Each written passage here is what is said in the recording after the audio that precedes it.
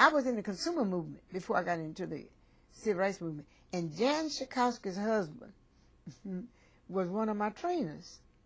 And then that's when we found out that there was different food on the south side, that was different from the north side, different food from the west side, and the prices were different. And that's how we got into the whole equity and parity thing.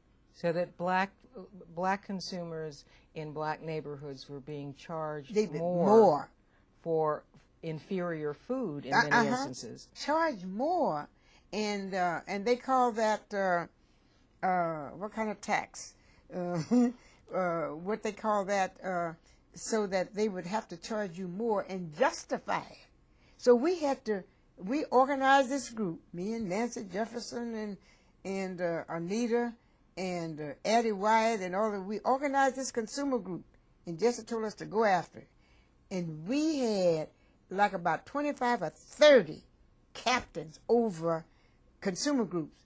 And we went like to Elgin, we went to different suburbs and made a price comparison. And then we found that they would bring the outdated stuff into the neighborhood. No black product. We had Joe Louis milk. We had, you name it, we had it. Grove Fresh Orange Juice, all of that stuff, but couldn't get it on the shelves. Okay? And so we just picketed and closed down the stores.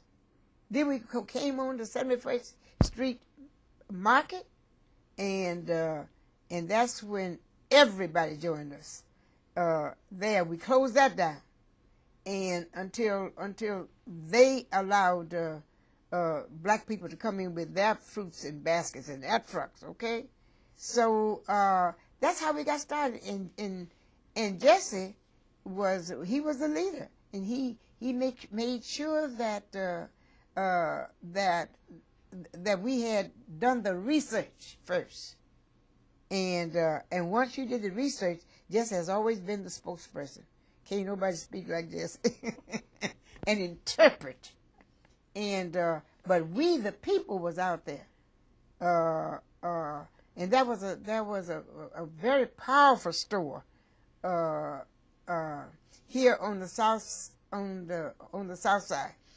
I can't remember the name of it right now, but we closed that down. Even the gangs that Jeff Ford and them joined us and said, "Don't you all don't bother Reverend Barrow, don't bother Nancy Jefferson, don't touch them, because they are out here for us," and they protected us, you know. And that's how I really got into consumer movie, and that's how we got Grove Fresh Orange Juice on the shelf. That's how we got Parker House sausage, Baldwin ice cream, and then we'd go to your house and say, "Oh, I stopped by your house. I need some ice cream. You got any ice cream?" We were testing you to see if you had Baldwin. If you had anybody else's ice cream, and we'd pick at you.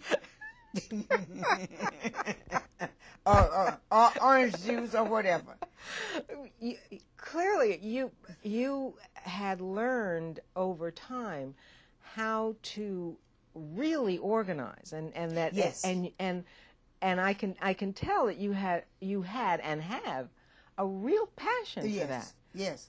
What is it about that process? What is it about organizing that is so empowering for you? That people need to know. A lot of time people would do, but they don't know. They really don't know. You couldn't have. Oh, Pilferage is the name. That's why. And then we would call up aldermen, Congress people, and then call up the Better Business Bureau and let them know that here we found milk that's been outdated for 2 weeks or a month, but charging us not at the same price, but higher. And so we said we have to close this store down. And then if they didn't have, if they said, well, we'll accept black products. If they accepted it and hide it in the back, we would go then and examine all of these stores and see where the product was. And if it was too far in the back or not up front, we picketed it and tell them this is where you got to put it.